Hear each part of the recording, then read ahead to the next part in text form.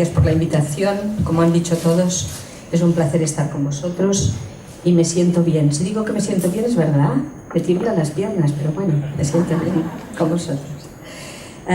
Quiero empezar con una anécdota personal que me vino a la mente cuando Pablo Martínez ayer explicó en cuanto a su esposa Marta en los primeros años de su vida, porque era hija de un pastor y en su casa le habían dicho que eran millonarios porque eran del Señor. ¿Recordáis la anécdota, verdad?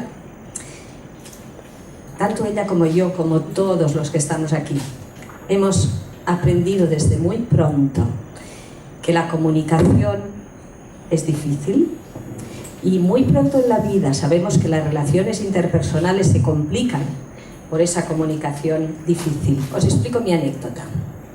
¿Sí?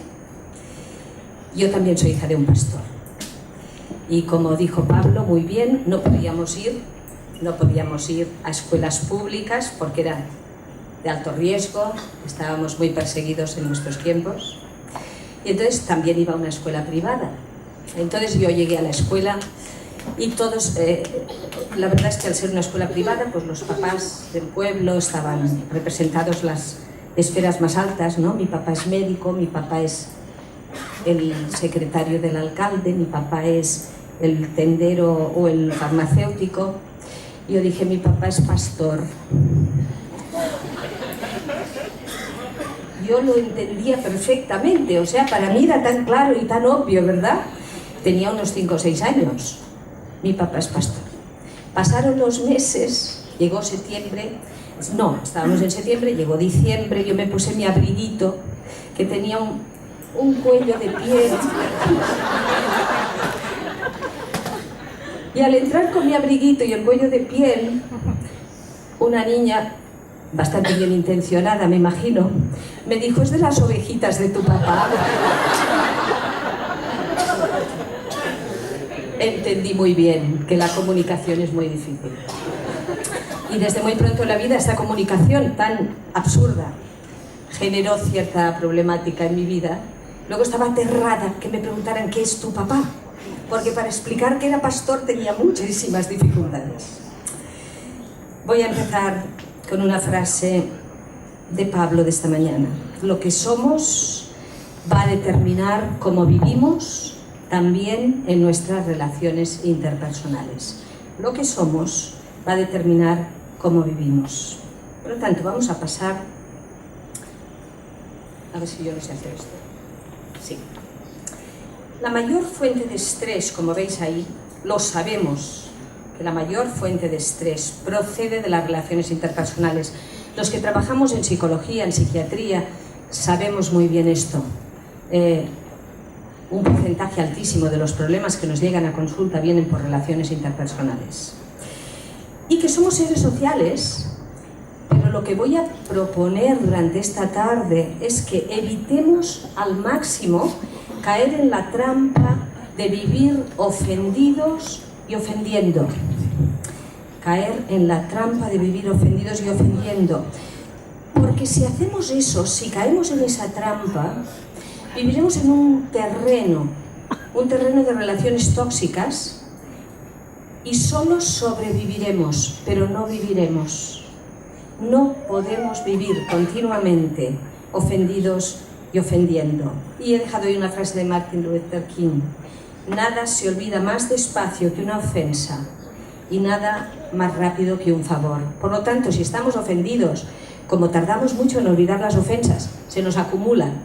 Y entonces vivimos en un terreno muy peligroso para la salud. Ahora, la pregunta. ¿Hay esperanza para las relaciones interpersonales en este mundo? ¿Hay esperanza? Porque el tema es ese, ¿verdad? Esperanza para las relaciones interpersonales. Pues no quiero ser negativa, pero lo voy a ser para empezar. Muy poca esperanza. No sé si tenéis la misma sensación que yo. Encendemos la televisión y es como agobiante. Dices, mira, apágala que tengo que dormir.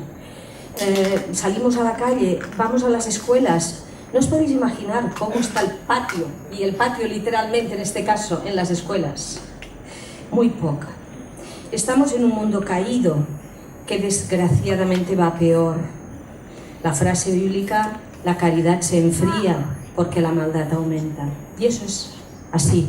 Claro que nuestros tiempos no son mejores ni peores que los anteriores, pero hoy es de una forma tan clara. Y no solo eso, sino que nos llega tan rápida toda la información que llega un momento que la saturación de información de maldad nos llega a agotar el sistema nervioso. He dicho que la mayor parte de los problemas del ser humano vienen de sus relaciones interpersonales. Desgraciadamente empiezan en la casa. Las casas son nidos avisperos. Alguien ha dicho que el lugar más peligroso del mundo, después de los campos de concentración, son las casas, lo cual es muy duro, pero es así de real. Y lo sabemos bien porque estamos trabajando continuamente con familias rotas, que se rompen unos a otros.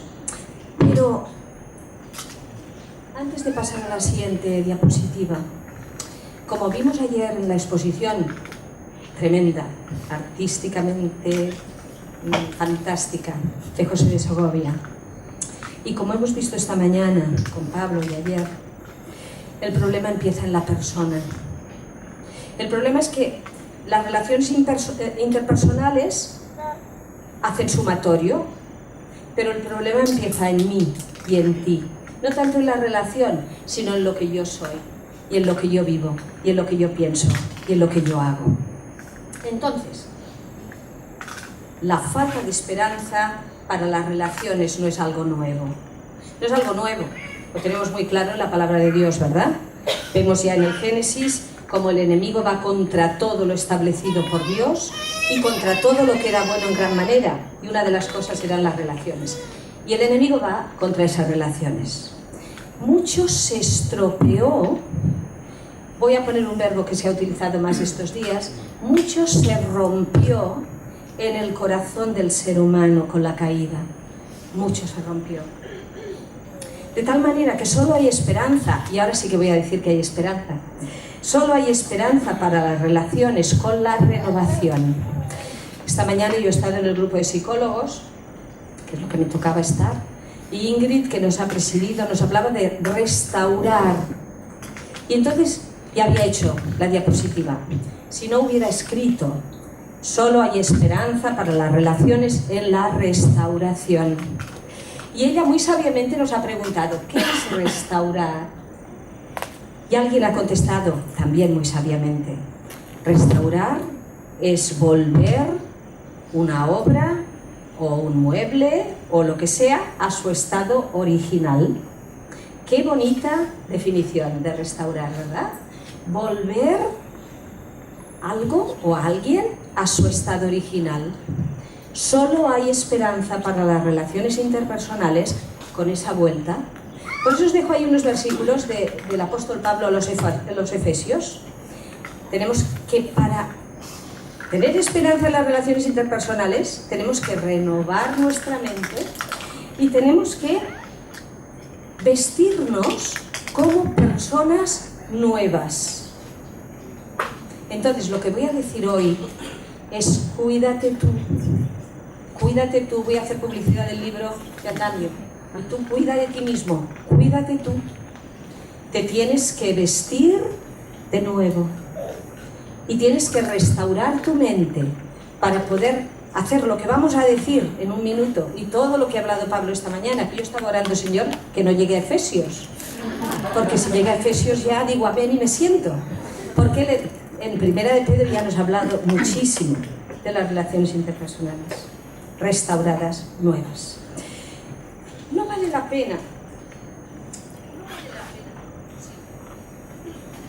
Sí. No vale la pena vivir en el territorio de las relaciones personales tóxicas. Antes de entrar en lo positivo, quiero que veáis los síntomas que da el vivir en relaciones tóxicas. Y esto no es solo para el mundo, es también para nosotros. Analiza los síntomas y piensa, ¿estoy en el terreno de las relaciones tóxicas con alguien Porque los síntomas son bastante claros. La persona está sin alegría, a lo mejor tiene alegría, pero menos de la que tenía antes de entrar en las relaciones tóxicas.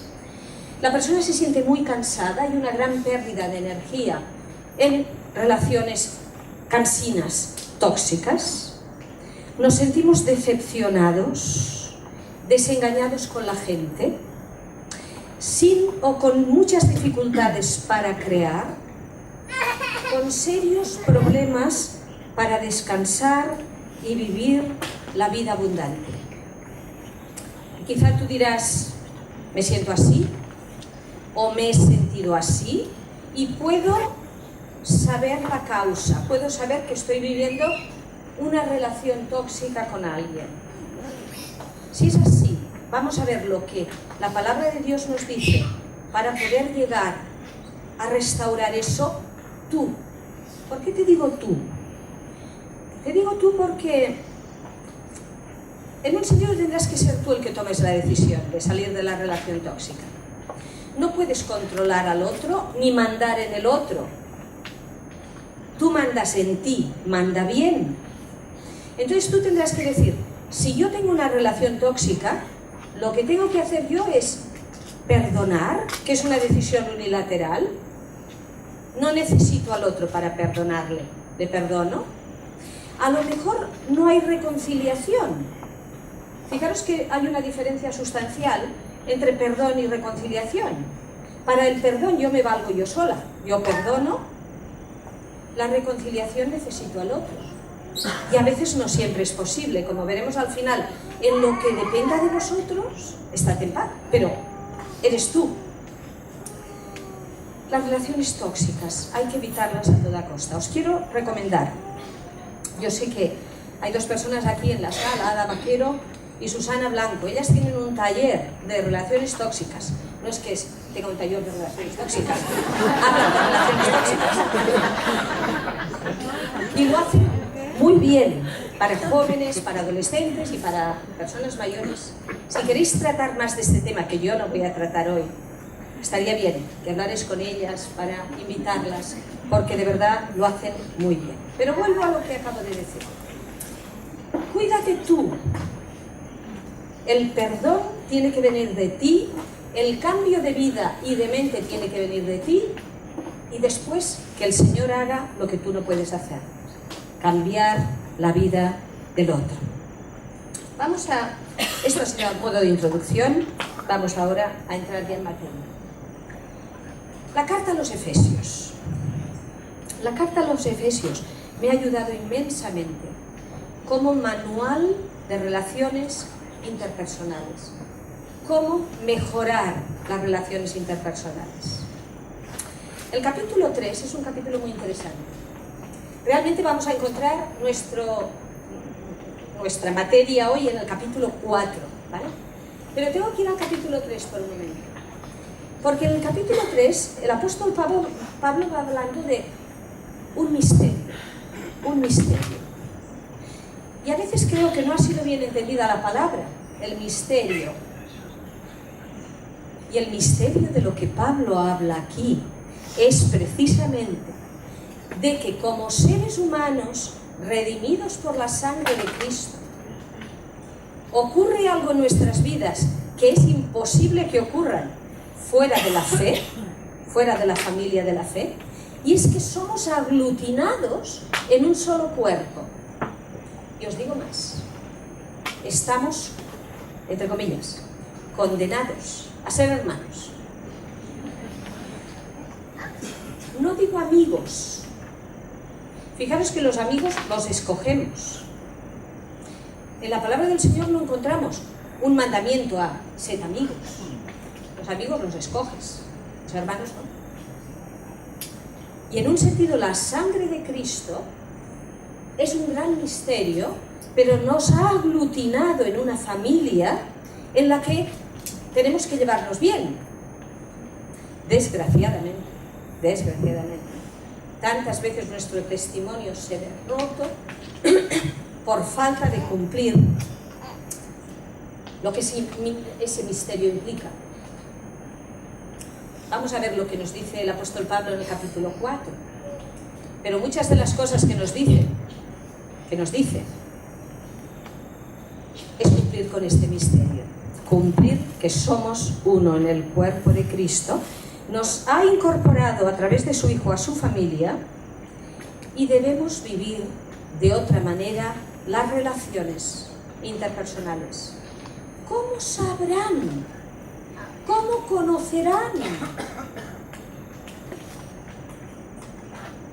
Me da tanta pena cuando veo creyentes que dan un mal testimonio increíble a nivel de relaciones.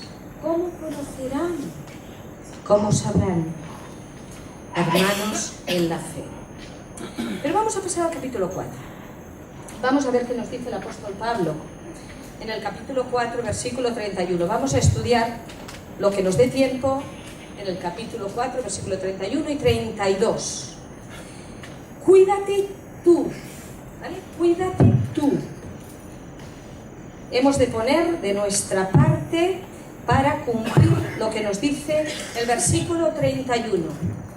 Quítense de vosotros. Luego analizaremos las palabras. Amargura, enojo, gritería, maledicencia, toda malicia. Quítense de vosotros. Quitároslo, vestíos con un nuevo vestido. El vestido que nos hace ser diferentes. Antes bien, dice el apóstol, sed benignos, misericordiosos, perdonándoos unos a otros como Cristo también os perdonó a vosotros en Cristo Jesús. Vamos a ir por estas palabras de forma rápida y me gustaría que hicierais un serio análisis personal. Yo lo he tenido que hacer al escribir esto y ver qué característica a lo mejor tiene el Espíritu Santo que incrementar en tu vida de relaciones interpersonales. Vamos a la primera palabra. Quítese de vuestra vida la amargura. Quítese de vuestra vida la amargura. Ahí tenéis la definición. Amargura. Sentimiento de disgusto, pena, hiel, resquemor, resentimiento. Quítese de vuestra vida todo eso. El resquemor, el resentimiento, la hiel. Porque eso se va a ver. No se puede tener amargura sin que salga por la boca alguna cosa. Saldrá en palabras ácidas y críticas, pero esas palabras ácidas serán como lluvia ácida que contaminará ambientes y personas, pero el que te vas a mojar eres tú. Porque no podemos tener eso dentro. Eso dentro que sale por la boca, al primero que contamina es a ti. No es lo que entra, sino lo que sale, lo que contamina. Recordáis el texto, ¿verdad? Pero es interesante que el apóstol señala algo importante. Toda amargura, toda amargura. En otro texto en Hebreos dirá que ninguna raíz de amargura aparezca en tu vida. No des lugar a que las raíces de amargura aparezcan. Te quiero hacer una pregunta. ¿Qué o quién genera en ti raíces de amargura? ¿Qué o quién? ¿Qué cosa? ¿Qué persona? Cuídate tú. La lluvia ácida te va a mojar a ti primero. Cuídate tú. Arranca esa raíz de amargura antes de que crezca la planta y salga por vía de palabras, actitudes y acciones. No es la voluntad de Dios para tu vida, ni para la mía. Todas las palabras que vamos a ver enferman. La amargura llega a secar los huesos. Enfermamos.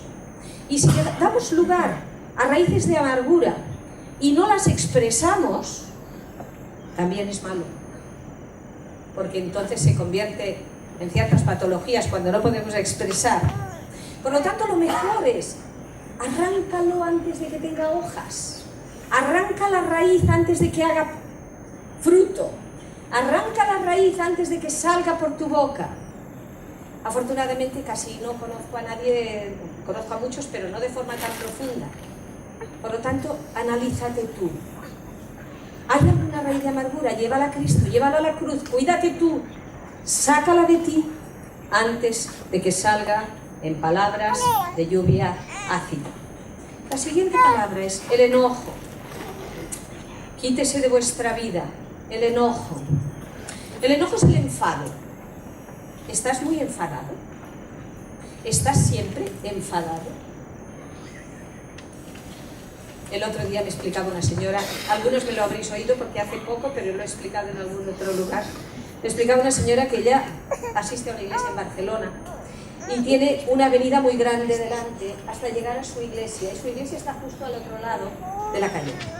Y ella cruzaba la calle el domingo por la mañana antes del culto, cruzaba la calle, llevaba una cara a la mujer de enfado, se habría enfadado con yo que sé quién.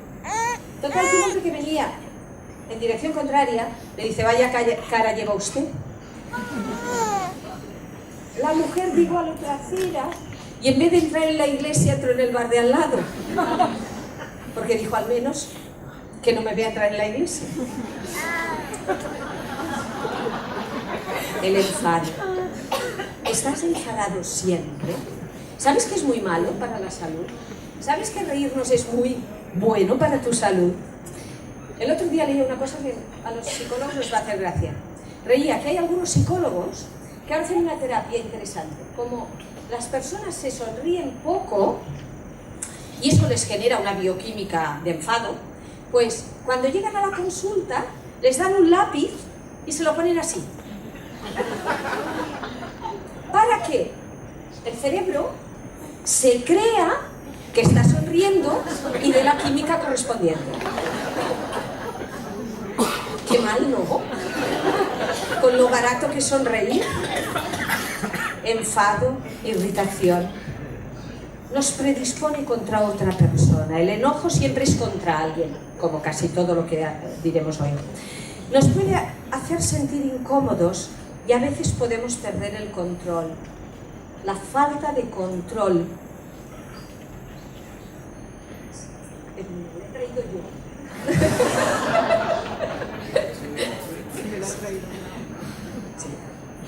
El enfado, la irritación, nos predispone contra las otras personas. Nos puede hacer sentir incómodos y a veces podemos perder el control.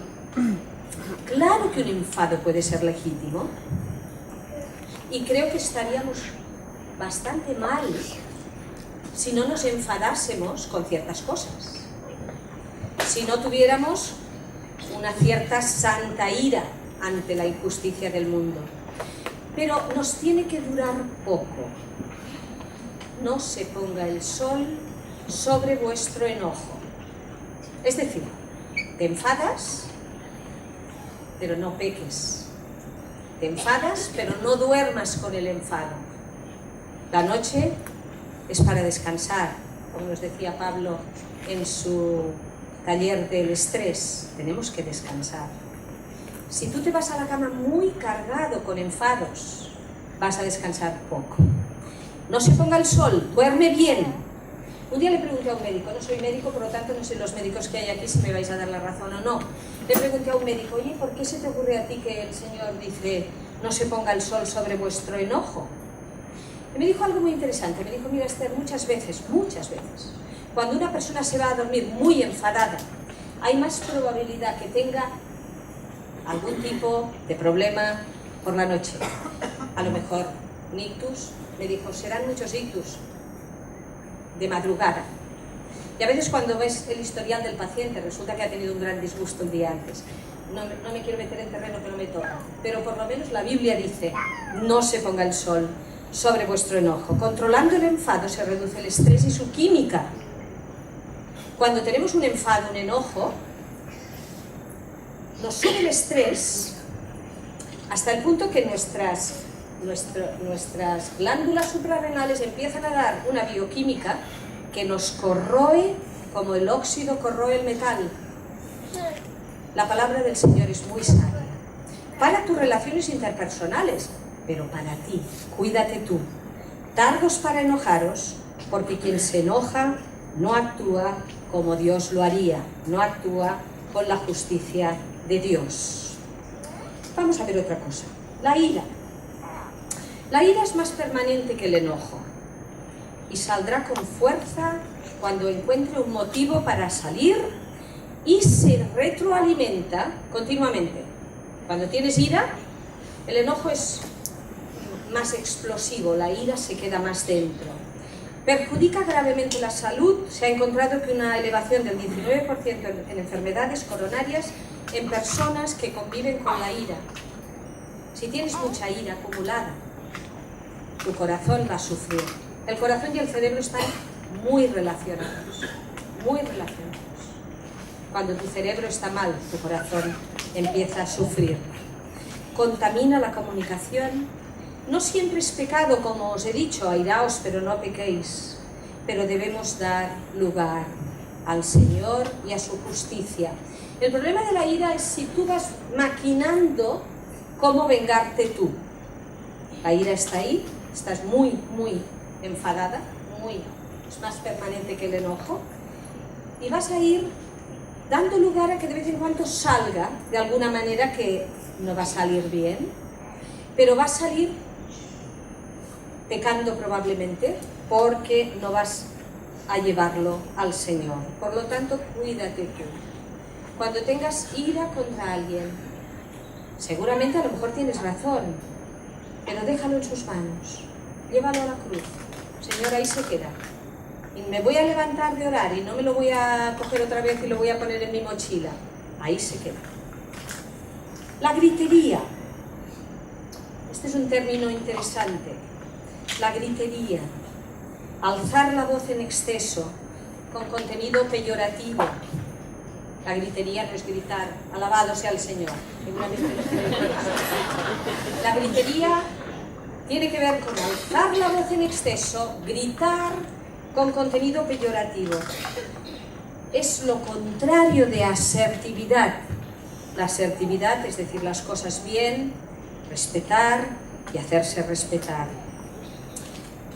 Hay una cosa interesante, hay personas que gritan mucho y que gritan sobre todo en sus casas.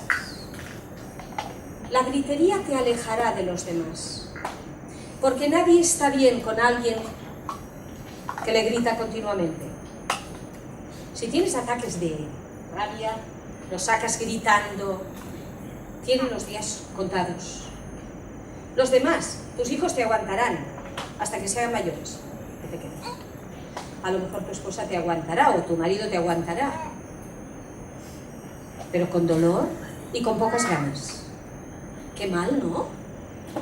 Mejor que estén bien con nosotros que mal. Por lo tanto, nadie está bien con alguien que le grita. La rabia se alimenta con los gritos y afecta a la salud. Aquí quiero hacer un énfasis especial.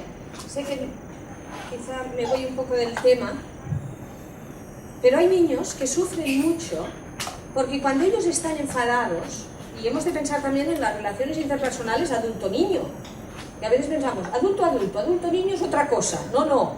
Adulto-niño también es una relación interpersonal. Y el niño es bajito, pero tonto no. El niño es bajito, pero tiene emociones y sentimientos. Y a veces el niño, por lo que sea, tiene rabia. Y le gritamos porque tiene rabia, y le callamos porque tiene rabia, cuando eso es lo último que debemos hacer. Lo que hacemos con el niño es asustarlo, que la rabia se quede enquistada y que salga por caminos por donde no debe salir. Por lo tanto, lo ideal es que en el caso del niño ponga rótulo a esa emoción. ¿Por qué tienes rabia? Porque me han hecho, porque me han dicho. La expresión le va a ayudar. Por lo tanto, la gritería de que habla aquí, no sé si el apóstol Pablo tenía en mente a los niños también, pero a veces con los niños nos pasamos muchos pueblos gritándoles. El niño no es sordo, es bajito, pero no es sordo. Nos oye diciéndole las cosas con gritos y sin gritos. La rabia se alimenta de los gritos y afecta la salud, aumenta la tensión arterial, produce dolores de cabeza, se te encoge el estómago. Pero a los niños también. A los niños también. Evita que tu lengua sea hiriente, que no produzca golpes de espada, sino que sea medicina. Lo repito. Evita por todos los medios que tu lengua sea hiriente, que no produzca golpes de espada, sino que sea medicina. Me preocupa mucho cuando una persona dice, es que yo soy muy sincero. Me habéis oído decir, ese tipo de sinceridad, por la mañana en el café con leche, venga.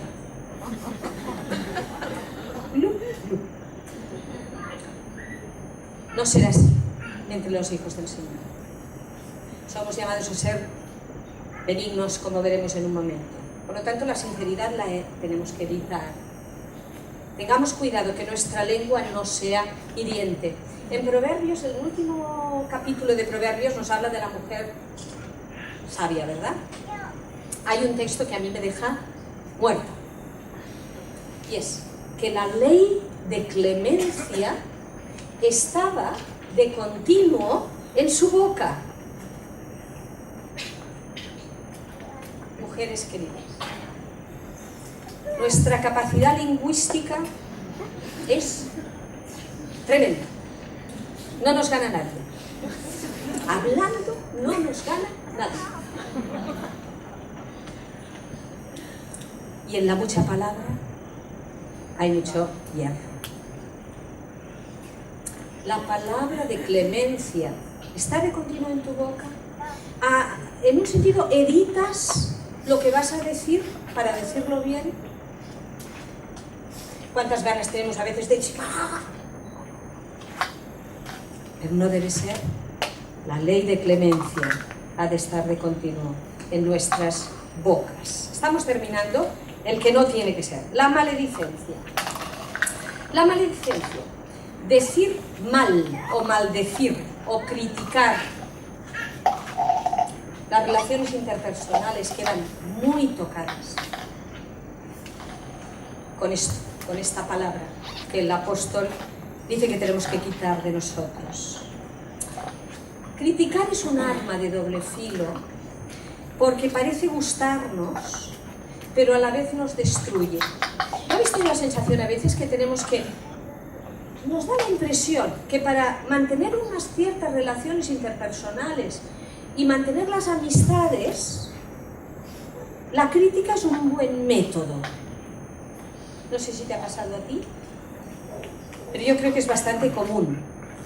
Estamos dos y hablamos de tres y pensamos que estos dos vamos a mantener mejor la unión. Nos destruye y aniquila amistades.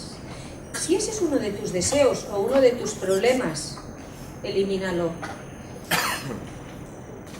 Reestructura eso en tu vida. Vístete con un vestido nuevo. Cambia tu mente. Que ninguna palabra que no sea correcta salga de tu boca. Si no va a hacer crecer, elimínala.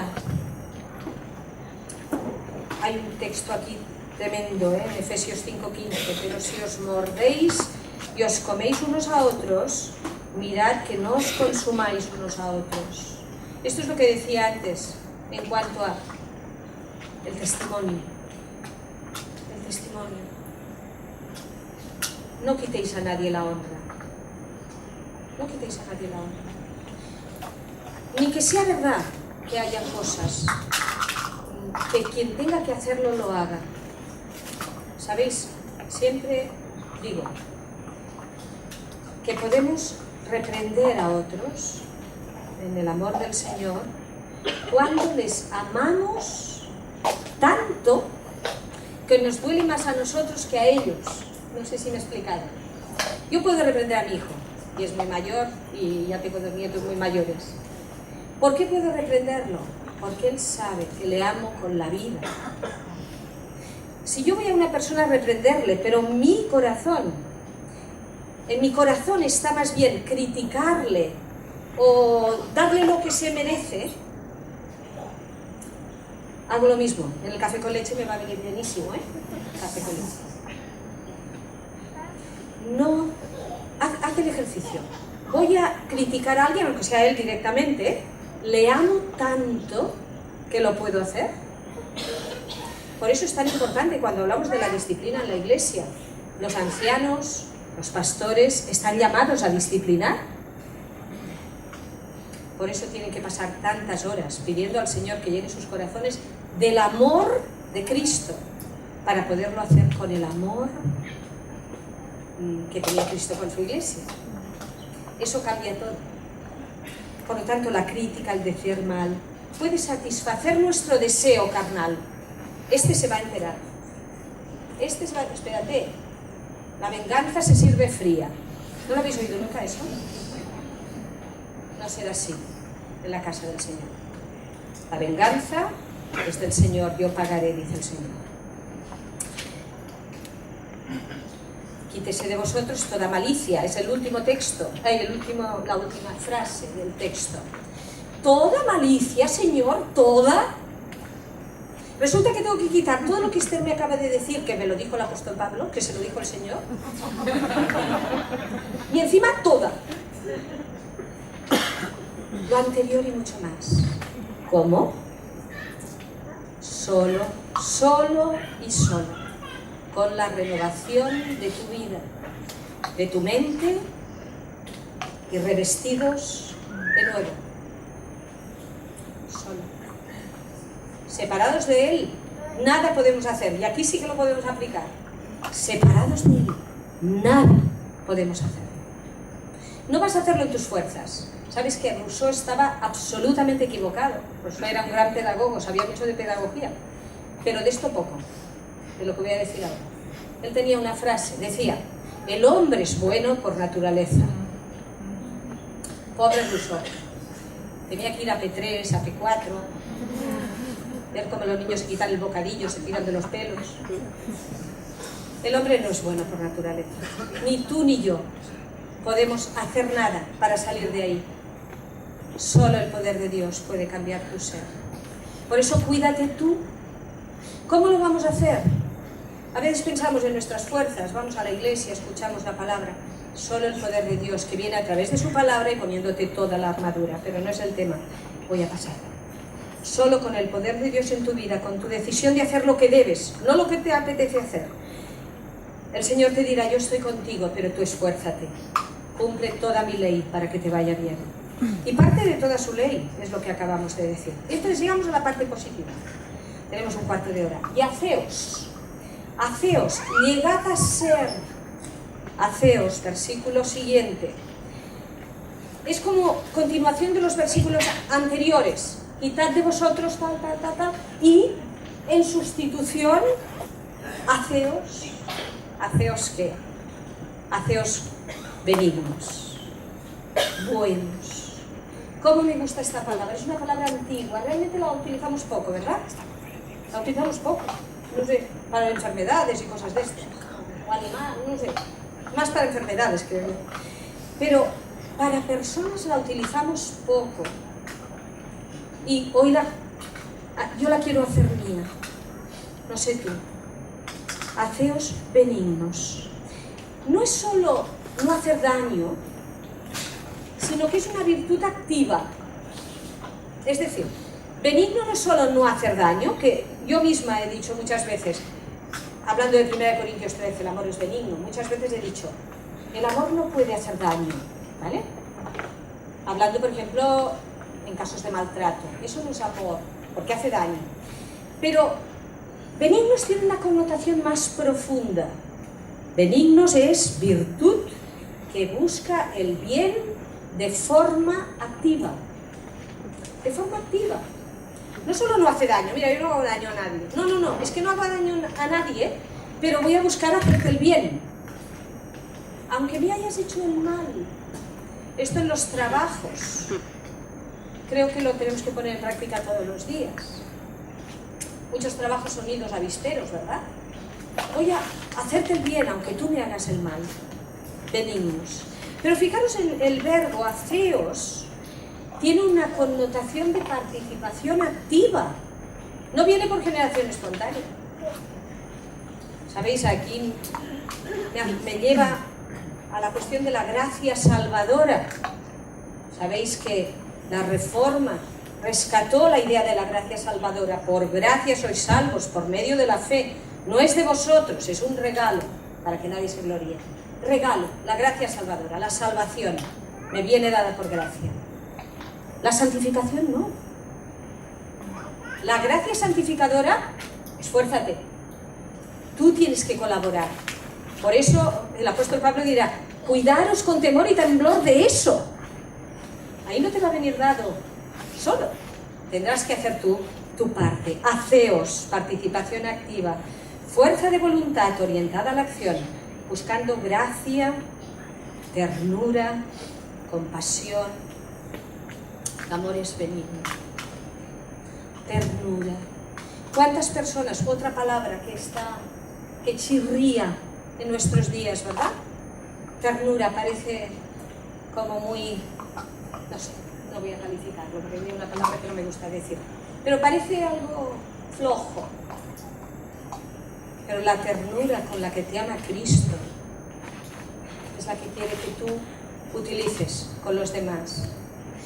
Dejadme que haga un paréntesis, esto ya es de mi cosecha, fuera del texto, pero que me preocupa y me interesa de forma particular. Le he hablado a las hermanas, ¿verdad? La posibilidad de que la lengua se nos escape. Maridos, sed tiernos con vuestras esposas. Es la voluntad de Dios, agradable y perfecta para vosotros y para ellas. Os he dicho, en alguna ocasión, supongo que me habréis oído, la necesidad número 1 de la mujer, con diferencia, es la ternura. El Señor, que lo sabe, te dice, maridos, amad a vuestras esposas como Cristo amó a la Iglesia. Pero amadlas de tal manera que las cuidéis como a vasija frágil. Fijaros que no dice débil. ¿Notáis? Frágil. Frágil es el cristal de Murano. Le das un pin, le das un croc y hace croc. ¿Vale? Cuidarlas como a vasija frágil. Pero la coletilla es bestial. Para que vuestras oraciones no tengan estorbo. Mande. ¿Tendrá algo que ver mis oraciones con mi relación de ternura con mi esposa? Sí, señor. Sí, señor. Por lo tanto, en las relaciones interpersonales marido y mujer, la mujer cuidará con esmero que la ley de clemencia esté de continuo en su boca, no solo por el hombre, sino por la prole. Va a ser muy difícil para un hijo identificarse con un padre al que la madre menosprecia con sus palabras. ¿Quién se quiere identificar con un inútil? ¿Que eres inútil, eh? Es que si no fuera por mí, es que no vales para nada, ¿eh? Palabras de madres. Y la mujer respete al marido. Por lo tanto, la ley de clemencia en su boca. Y al marido, la ternura, la compasión. Esta es una característica de Dios. El Señor es bueno. Él quiere compartir esa característica con nosotros. Y nos da ese regalo como parte de fruto del Espíritu Santo. Misericordiosos. ¿Qué es la misericordia? La misericordia es la virtud que lleva a los seres humanos a compadecerse de los demás. Es una actitud bondadosa y tierna otra vez. Bondadosa y tierna es también un atributo divino por excelencia y no se debe confundir con lástima. Una cosa es tener lástima y otra es tener misericordia. La misericordia es de igual a igual. La misericordia es cuando le decimos a otro mendigo donde hay pan, pero nosotros también somos mendigos. No es de la altivez del Señor que da el pan al siervo, sino un atributo que no debemos confundir con lástima. No es solo un sentimiento, es sobre todo bondad activa y comportamiento eficaz. es un estilo de vida expresado en acciones. Nos inclinamos, pero no nos inclinamos de arriba abajo, sino que nos ponemos de crujías para estar al mismo nivel ante los que nos necesitan, para mirarlos con amor, proteger y ayudar. Y haceos perdonadores o perdonad, vamos a ver, y perdonad como Dios os perdonó en Cristo. Perdonad, cuídate tú, cuídate tú. No sabemos si va a haber reconciliación, pero esto es un mandato. Cuídate tú. Tú perdonas y te liberas. Tú perdonas y dejas al otro para que él arregle sus cuentas con Dios. Dios nos da la posibilidad de escoger perdonar y es una decisión unilateral. No perdonar afecta nuestra relación con Dios y estorba nuestras relaciones interpersonales. Solo nos liberamos con el perdón. Debemos perdonar como Cristo. Es increíble. Hoy en el grupo de psicólogos nos decía la persona que lo llevaba, qué cosas podemos hacer para ayudar a otros. Y a todos se nos ha venido a la cabeza la culpa, ¿verdad? Tantas personas vienen con culpa. ¿Cómo Dios perdona la culpa? Recuerdo una persona creyente, vino una vez a la consulta, se sentó y empezó a llorar, a llorar. Al cabo de un rato, dije, ¿por qué llora usted de esa manera? ¿Me lo puede explicar? Me empezó a explicar. No voy a entrar en detalles, pero un pecado pasado, muy pasado, muchos años atrás, pero que nunca había tenido la sensación de haber sido perdonada. Cuando la mujer pudo escucharme, le dije, ¿dónde está ahora ese pecado? Me miró,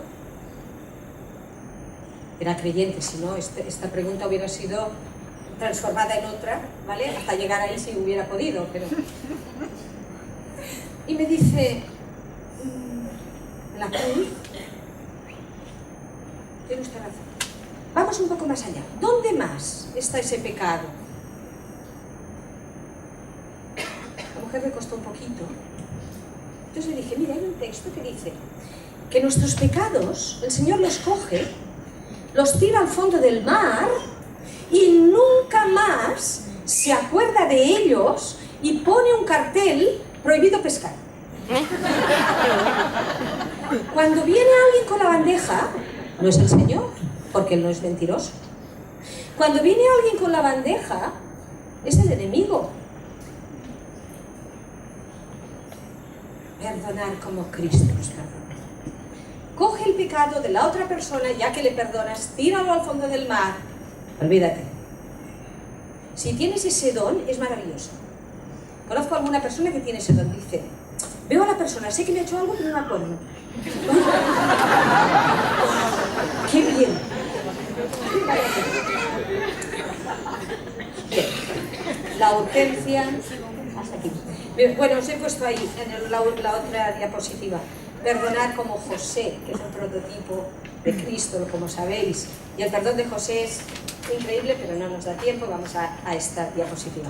La urgencia para evitar relaciones tóxicas. La urgencia. ¿Es una urgencia esto? Este encuentro, es que se nos ha ocurrido, pues mira, es que es urgente, es que estamos muy mal. Es que es urgente porque las corrientes del mundo donde las relaciones son tóxicas continuamente se nos pueden ir colando y que no nos haga falta que nos persigan desde fuera. Ya nos perseguimos nosotros desde dentro, hombre, ¿para qué nos van a venir a perseguirnos de fuera?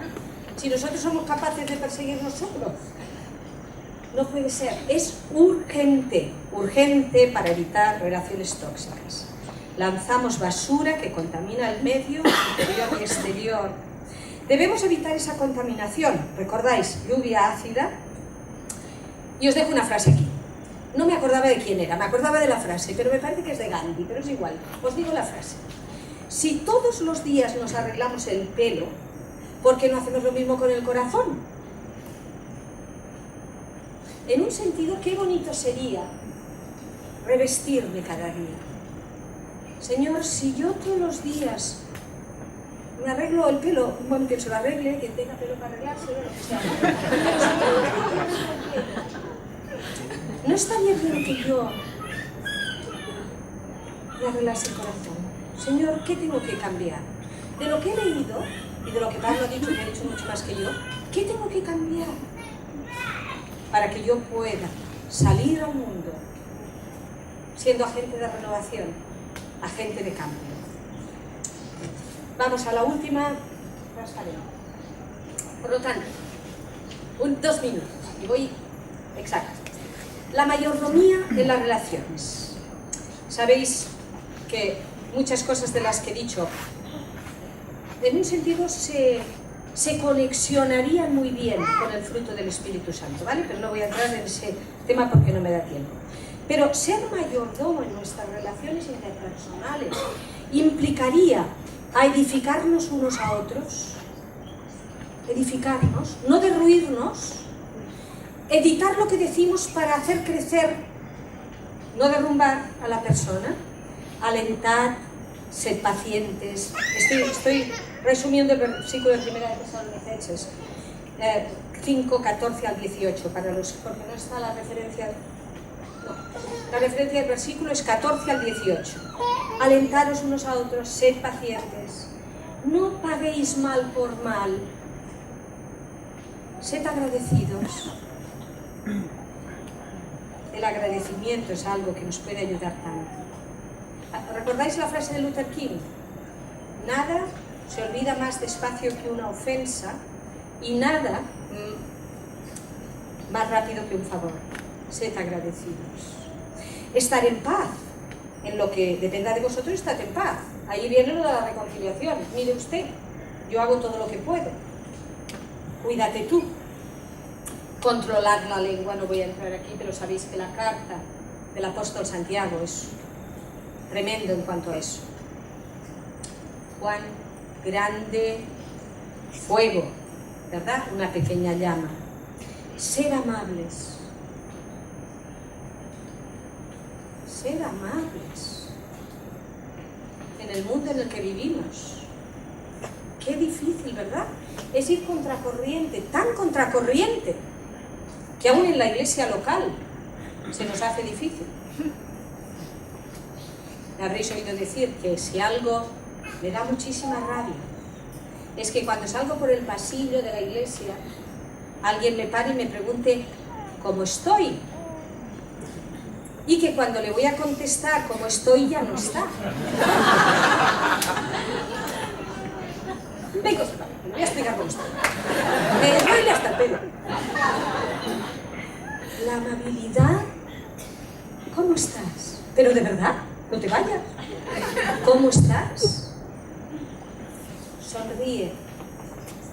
Vale poco, pero además los psicólogos cobran por poner un bolígrafo.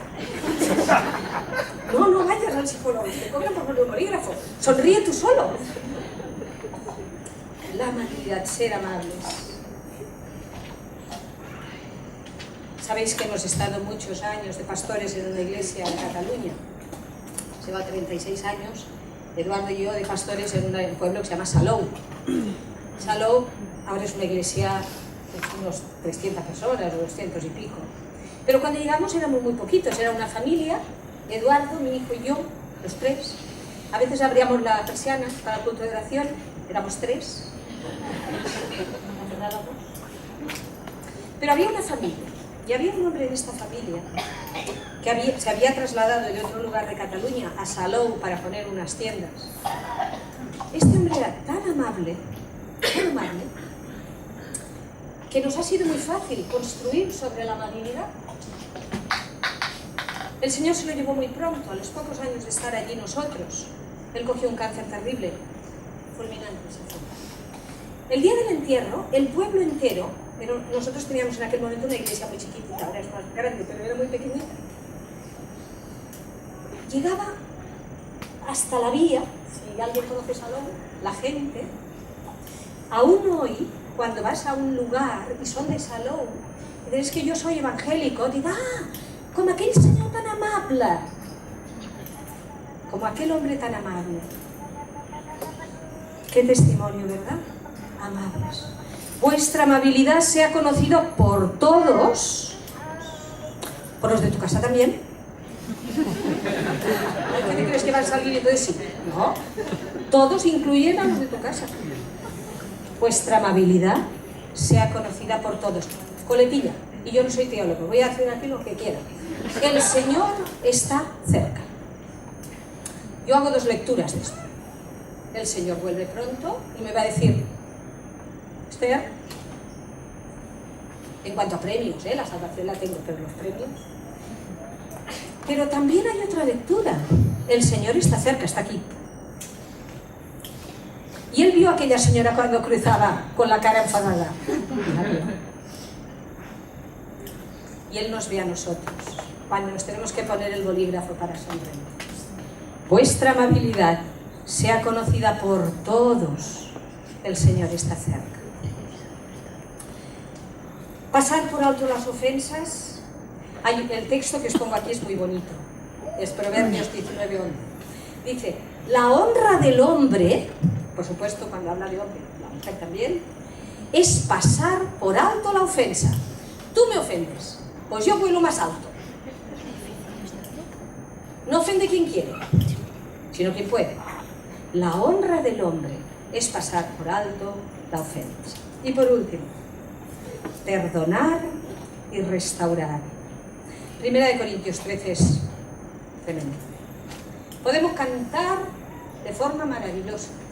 Podemos hablar lenguas angélicas. Podemos lo que queráis. Pero si no tengo amor, ay, si no tengo amor.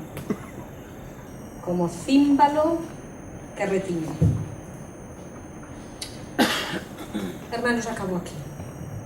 Le he pedido al grupo de alabanza que me hicieran el favor de que pudiéramos cantar sentados y como una oración el corito que hemos cantado esta mañana. ¿Quién entrará en el santuario? Ayer, en la última canción, en el último vídeo que nos puso José de Segovia, un cantante que cantaba Yahvé, ¿recordáis? Yo no me sé el nombre. ¿Sabes? O algo así, ¿no? Es que yo ya...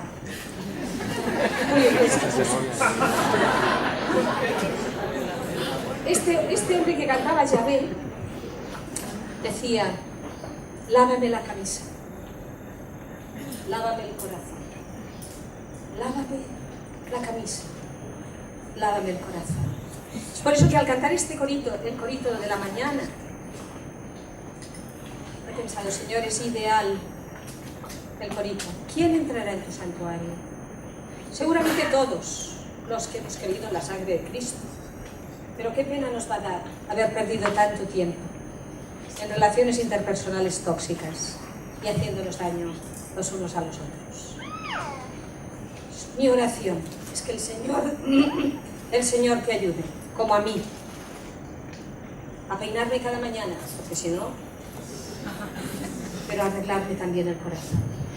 Grupo de alabanza, gracias.